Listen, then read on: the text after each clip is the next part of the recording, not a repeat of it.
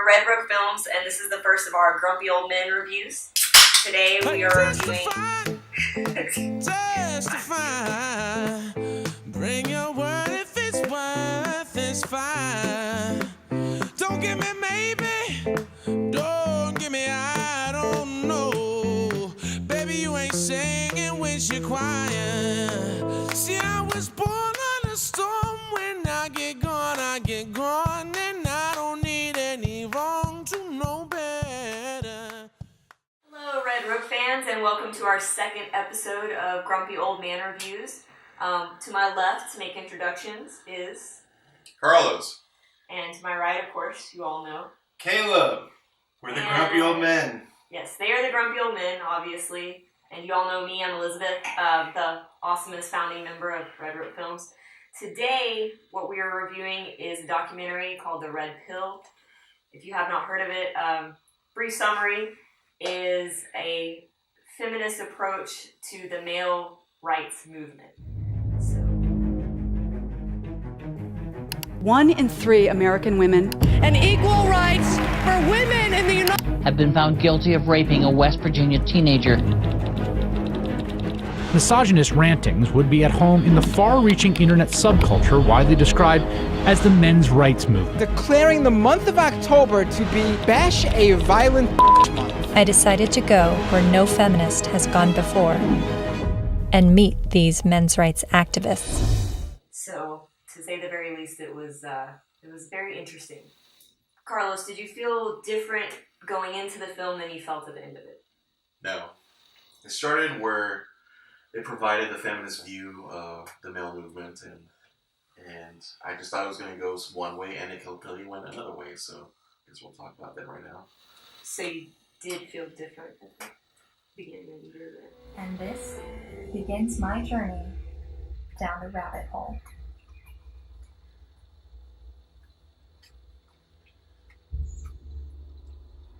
Something shit. Yeah. Okay. You said no a minute ago. So. No, leave me alone. Quit trying to ask me to, You know, do stuff. 50 years ago, no, I wouldn't have wanted to be a woman. Gross, no one has to. Yeah, you do. Y'all, just make me right drink now, Carlos. And I was like, yes. And women Yes. are the... We do make, it makes us a drink every once in a while. You're right, Carlos. Yeah. Well done. Well done. Your life is stressful and hard. I'm being oppressed.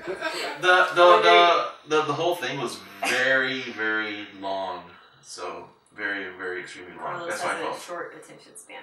I do. I got up during the. All I know about it is a story we see every day as girls around the world. Yeah, you their just walked lives away. and That was the wrong thing ambition. to do when you have candy in front of you. There wasn't that much. It was half full. It was half full. fundamentalist Well, I did eat too. that So is so determined but to walked away. and oppress girls that they want to deny I never girls. walked away. There was candy in front of But Elizabeth. they are not during the against. movie a lot. So yeah. Caleb, did you feel different? Did your views change throughout the film? No. I'm a little more shocked than I was. So you're more surprised by the direction the film went? No, I'm more surprised on how bad the man's side is than I thought it was. Right. What, particularly in this documentary, what aspect of, I guess, male prejudice, what men go through in society was the most shocking to you? I think the most shocking was how many men die for in workplaces and freaking military and things like that, and people never talk about that, and they never even thought about it until then. That one was most shocking. A lot of the other points they had, I already knew, and I've already been through that stuff. That one I never even thought about until they brought it up in this. Well, that makes more sense because they're going to be more. That particular industry has more males in it, but they didn't say anything about doctors. They didn't say anything about anything like that because the military and construction is going to be more male dominated. So I wish they would have provided another aspect because that's what happened is when they provided those things, it's like, well, it's already skewed. Let's go with something that's going to be on the other side. I agree with that to a point. It wasn't the deaths in male dominant roles that really shocked me the most, but the most shocking to me was really the prejudice towards fathers in the system, and which I knew some of, but the extent. Texas, it's a big thing. Crazy to me. In Texas, where we live, where we're filming right now. In Texas. In Texas, it's like that, and I guess because I have a lot of friends who have gone through paternity and maternity battles and all that, and I guess I already knew about all this stuff, And I've seen some of it, but I guess as a woman, you automatically assume that that's a really small portion. It's not something widespread, or at least me, I thought that. But what was most shocking in that was the fact that you can go to jail for not paying child support for a kid that's not even yours. Yeah. Apparently that happens a lot, which, excuse me, shocked the heck out of me. She wanted to say fuck. Wow, I was trying to keep her mom is watching. PG. Her mom is watching. Yeah, exactly. All right. Fudge. Anyway. Elizabeth, mom. I say fuck all the time. So do I, but just not me. So was that the most shocking to you then? Kind of got a little off point there. No, it was more like I already knew that they're going to provide different aspects, different point of views, which is great. Yeah. But I just wish I didn't see the stereotypical. It's probably early to say the stereotypical feminist on there. They had, but actually the honey badgers, that really surprised me. Yeah, that was awesome. So in the documentary, the honey badgers were actually a group of women who advocated for the men's rights movement, and realistically, throughout the documentary, they seem to be, very logical, very clear-headed in comparison to the feminists that were shown. And of course, documentaries are always supposed to make you feel a certain way. All documentaries have an agenda, but it was still pretty shocking to see, and the honey badgers were awesome. Which kind of gave hope for me. Yeah. Because I just expected nothing but the rant, and unfortunately, what the media portrays feminists is, and then insert, what was her name? Big Red. Big Red was and that's what I expected. But with the honey badger, I'm glad that the documentaries. What was her name? What's her name again? The older lady that was. The actress who turned into a documentary filmmaker. Cassie. The actual filmmaker. Yeah. Oh yeah, I don't remember her name. Okay, well let's just break down the film a little bit first. Sure. Let's just do that.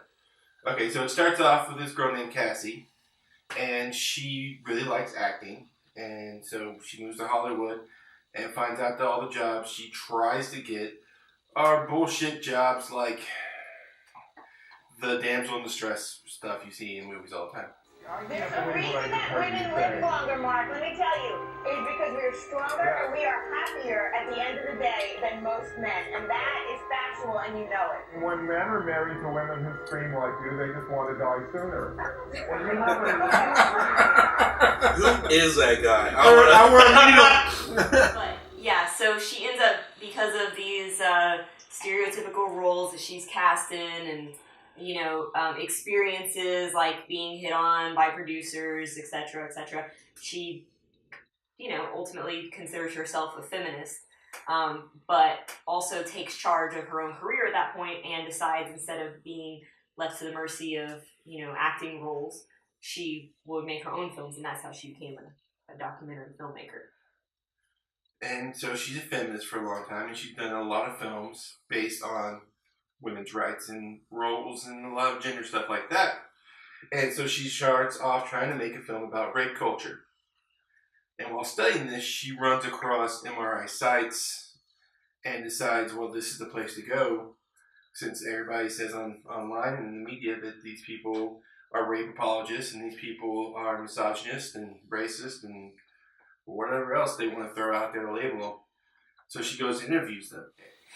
So the guys are trying to throw out a lot of figures, and you get a lot of numbers. And then you go to the academic feminist leaders, the people who are working in universities and stuff. And they have some valid points, and they're talking, but they also don't have any figures or anything. They have very well, yes, these numbers say this, but really it's men. And you feel like, well, that seems a little weird. And that's the beginning of the film. And then as the film goes along, you get more and more on the personal stuff, which is the stuff that really moves you. It's like the emotional stuff where you find out about the people who lost their child, and the people who were forced to pay for. Which we all agreed they should have started off at least earlier talking about. Although it sucks you in. That's how documentaries are normally. They kind of. I think she did that on purpose. Yeah, definitely. It just felt not even when she did that because I felt like she was doing like, oh, these guys are going to be this way, this way, this way. But she didn't say, oh, they're not. But she finally did it at the very end. I think she did a really good job of letting the interviews speak for themselves because she's interviewing feminists throughout the film. She's interviewing the men's rights activists, the manists, whatever they are called. The MRAs. The MRAs, yeah. So she's interviewing them. She's interviewing professionals in gender studies all throughout the film.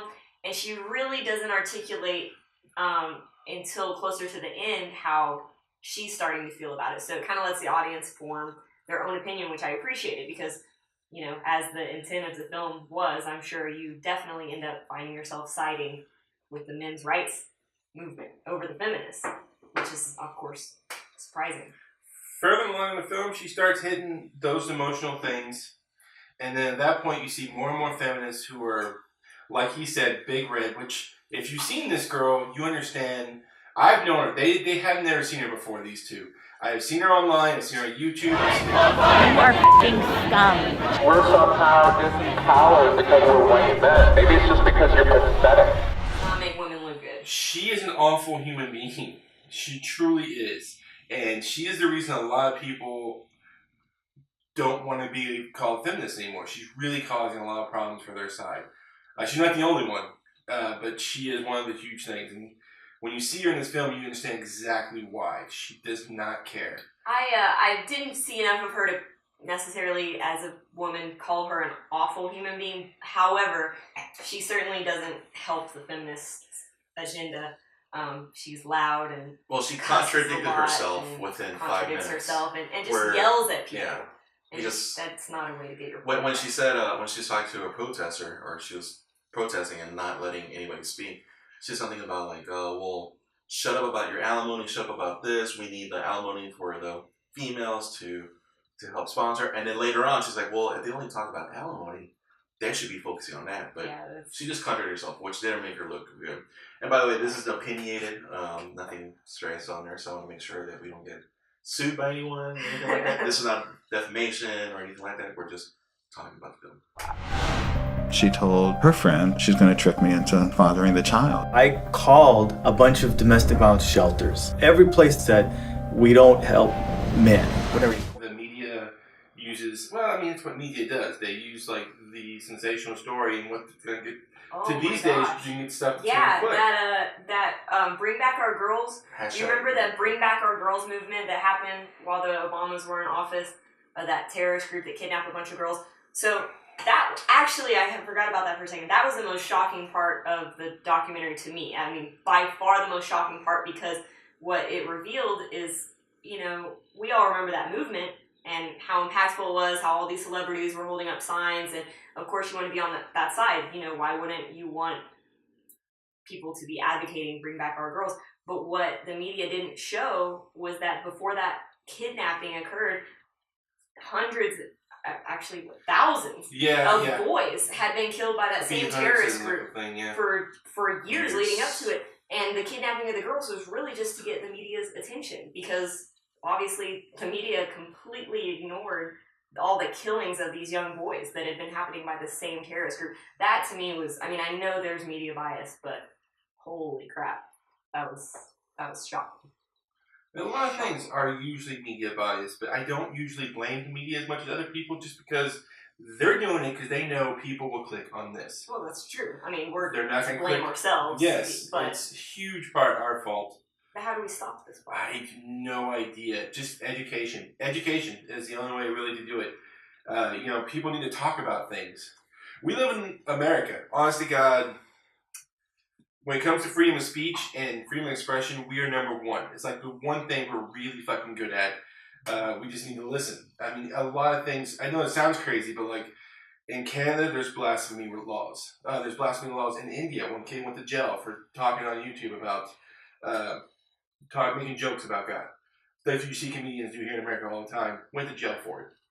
There's stuff like that all over the world. We have this And what this thing told me more than anything, this documentary, listen. Just let people talk about, you don't care who they are, if they're Nazis. If someone wants to talk about their side of views, just listen and then argue with them instead of just trying to shut them up. And that is the big problem. Feminists are trying to shut MRAs up instead of like talking to them.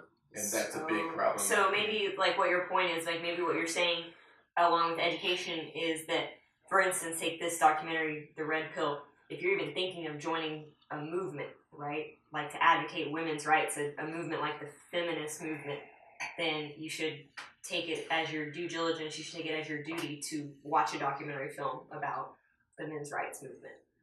Or anything in that same category. If you're advocating for, Black Lives Matter or just anything. Do the research. Do Don't the just research listen. into the opposite point. Don't listen to the screaming journalists. Don't listen to them. Read articles. Not even read articles. Don't even read articles. Just go ahead and just research at all. Like, just go and go and go. Because it could be skewed. Absolutely. Don't just take one newspaper and just go out there. Go multiple ones, either liberal or conservative, whatever.